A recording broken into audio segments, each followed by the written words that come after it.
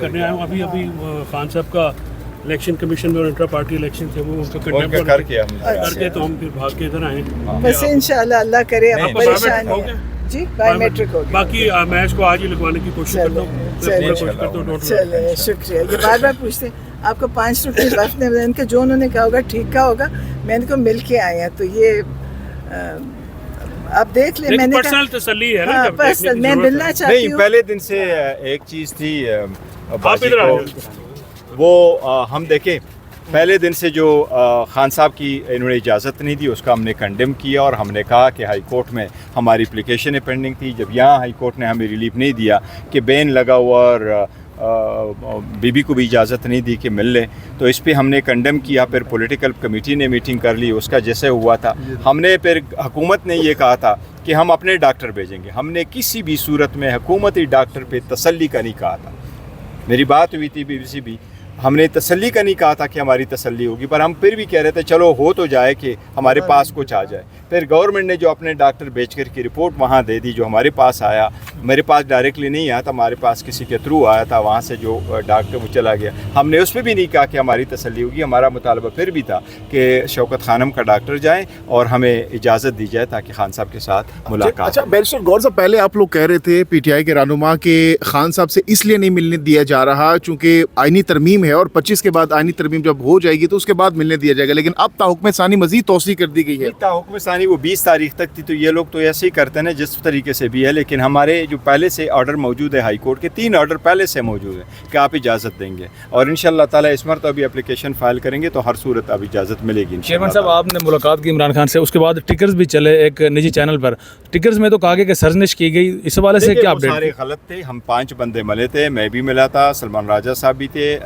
اسد کیسر صاحب تھے. علی ظفر صاحب تھے اور اس کے ساتھ حامد رضا صاحب تھے. ہم خان صاحب کے ساتھ ملے تھے اور کوئی ایسی بات نہیں ہوئی تھی. بالکل ایسی بات نہیں ہوئی. تو سارا غلط اور ڈس انفارمیشن. کیا مقصد ہے مس انفارمیشن پھیلانے کا؟ آپ دیکھو وہ سارے لوگوں کو وہ دیکھو پی ٹی آئی کی قیادت کو ڈسکریڈٹ کرنا اور ہمارے ایک خلیج پیدا کرنا اور یہ پیدا کرنا کہ جی. لیکن ایک بات واضح ہے پاکستان ایک چیز واضح ہے پاکستان تحریک انصاف متحد ہے. اس میں کوئی فارورڈ بلاک نہیں ہے. سب کا لیڈر کل بھی تھا آج بھی ہے پرسوں بھی ہوگا چاہے وہ جیل کے اندر ہے چاہے وہ جیل کے باہر ہے اور وہ خان صاحب. وہ دیکھو اس پہ انشاءاللہ تعالیٰ آپ کو 1-2 دنوں میں کریں گے. ابھی کیا ترمیم پاس ہونے سے پی ٹی آئی کو کتنا نقصان؟ دیکھو یہ پاکستان کا نقصان ہے. ایک اسٹیٹ جس کو کہتے ہیں ریاست اس کے 3 ارگن ہوتے ہیں. اس میں سے ایک ارگن آپ ختم کرو تو ریاست کیسے محفوظ رہ سکتی ہے؟ آزاد عدلیہ جو ہے وہ تو لازم ہے ملزوم ہے ایک بہترین ریاست کے لیے. اس لیے ہم نے جو ابھی گزشتہ آپ نے احتجاج کی کال دی تھی اس پہ اس طرح سے لوگ نہیں نکلے جس طرح عمران خان کال نکلتے ہر تاریخ میں نکلیں گے.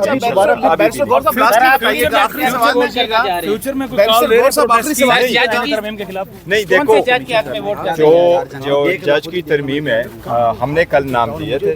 ہمیں کہا گیا تھا کہ ایک ٹائم فریم ہے اس ٹائم فریم کے اندر آپ ہمیں نام دے دیں اور اس کے لیے کیونکہ جلدی تھی اسپیکر صاحب نے لیٹر لکھا تھا اس نے چیئرمین کو بھی لیٹر لکھا تھا. اس پہ یہ مانگا تھا کہ آپ ہمیں جلد سے نام دے دیں اور کمیٹی کنسٹیٹیوٹ ہونی تھی چونکہ ہماری پولیٹیکل کمیٹی کی میٹنگ رات کو ہوتی ہے. ہم نے نام دے دیے تھے تاکہ وہ ٹائم باؤنڈ تھا تو ایسا نہ ہو کہ اگر ہم فیصلہ کریں تو پھر ہمارے نام نہ ہو اور ہمیں آؤٹ کیا جائے پروسیس سے. لیکن رات کو پولیٹیکل کمیٹی کا فیصلہ ہوا تھا. علی ظفر صاحب کمیٹی میں جائیں گے ججز کی دیکھو پولیٹیکل کمیٹی جب فیصلہ کرتی ہے وہی پولیٹیکل پارٹی کا فیصلہ ہوتا ہے. وہ منوانا ہم اس تسلیم کرتے ہیں اور اس پہ عمل درآمد کرتے ہیں. اس میں انڈیویجول اوپینین کی تو کوئی بات نہیں ہوتی. میرا اوپینین اگر یہ ہے کہ مجھے جانا ہے لیکن اگر پولیٹیکل کمیٹی فیصلہ کرے کہ ہم نے نہیں جانا تو ہم نے نہیں جانا ہے.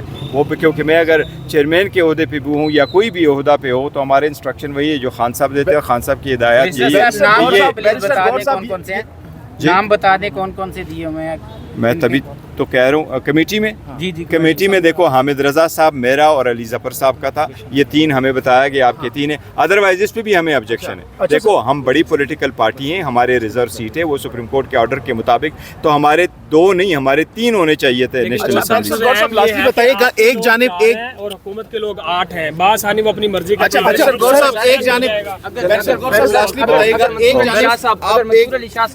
چیف جسٹس کے عہدے پر نہیں پہنچ پاتے وہ جو میجورٹی ہے وہ فیصلہ کر دیتی ہے، تو پاکستان تحریک انصاف کیا کرنے جا رہی ہے اگر جو ہے سینیورٹی کو پیچھے چھوڑ دیا جاتا ہے؟ دیکھو سینیارٹی کو کسی صورت پیچھے نہیں چھوڑنا چاہیے اور ان کو وہ کنسیڈر کر کے بھی یہی ڈیسائیڈ کرنا چاہیے تھے. پاکستان تحریک انصاف نے، میں نے کل بھی اسٹیٹمنٹ دی ہے ٹی وی چینل پہ کہ ہم نے ججز میں سے ہم نے کوئی تفریقہ نہیں کیا کہ یہ ہمارا جج ہے یہ اس کا جج ہے. البتہ ججز کا یہ ضرور ہے کہ جو سینئر ہو وہ قانون کے مطابق آگے چلے. لاسٹلی بتائیے گا کہ ایک جانب انتظار پنجوتا کی جو ابڈکشن ہے اس کی ہم مذمت کرتے ہیں، ہم سب نے مذمت کی ہے. یہ ختم ہونے چاہیے. کسی بندے کو آپ بغیر اس کے چارج کے نہیں رکھ سکتے. میں ایک چیز ضرور یاد کراتا ہوں، قاضی پائیسا صاحب نے ایک آرڈر کیا تھا 3 جنوری کو، اور وہ ہم نے ایک پٹیشن فائل کر دی تھی کہ لوگوں کی ابڈکشن نہ ہو.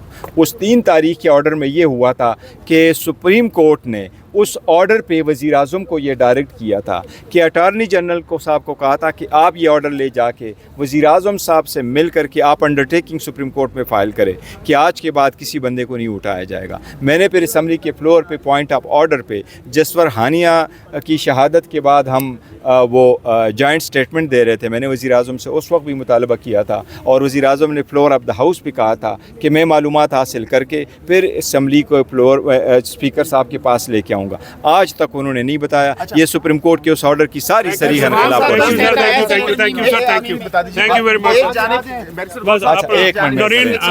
میڈم آپ بارہا پٹیشن دائر کر چکے ہیں اسلام آباد ہائی کورٹ میں. آپ کی پٹیشن دائر کرنے کے باوجود بھی آپ کی ملاقات نہیں ہو پاتی، لیکن مولانا فضل الرحمان صاحب وہ 5 رکنی جو وفد ہے تحریک انصاف کا اس میں ملاقات کروانے میں کامیاب ہو پاتے ہیں. تو کیا عدالتوں سے زیادہ طاقتور ہے مولانا فضل الرحمان؟ دیکھیے اس وقت انہوں نے وہ ان سے کروانا تھا جو بھی ترمیم کے لیے بٹھانا تھا اس وقت کیا ہوگا. ظاہر ہے افسوس یہ ہے کہ میں جس عدالت میں میرا خیال ہے کہ بہت طاقتور ہونی چاہیے، اگر یہ نہیں کرتے فیصلہ تو افسوس ہی ہوتا ہے. پہلے بھی میں یہ کر چکی پٹیشن دائر کر چکی ہوں، تب بھی نہیں کروائی، اب پھر کیا. اب اس کے بعد انسان اللہ سے بڑی دعا کرتا ہے کہ اللہ تعالیٰ تو ان سب کو کام کرنے کی توفیق دے.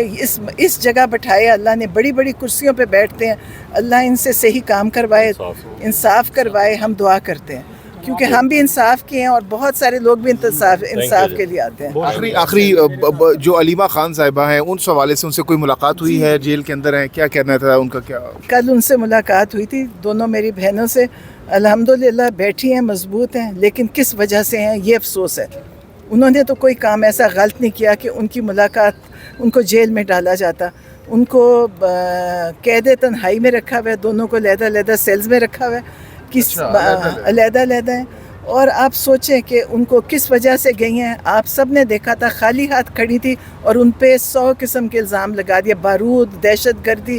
تو آپ اس سے دیکھیں کہ اس ملک کا کیا نظام ہے. آپ اس ملک کے نظام پہ ہم سب افسوس کر سکتے ہیں اور کچھ بھی نہیں. اس جگہ کھڑے ہیں ہم جہاں لوگوں کو انصاف ملتا ہے، لیکن اگر یہ کچھ ہو رہا ہے تو ظاہر انصاف نہیں مل رہا. ہم سب دعا کریں کہ اللہ ان سب کو توفیق دے کہ یہ انصاف کریں، کیونکہ اللہ کے ہاں پھر ان لوگوں کی بھی پکڑ ہے جو انصاف نہیں کریں گے.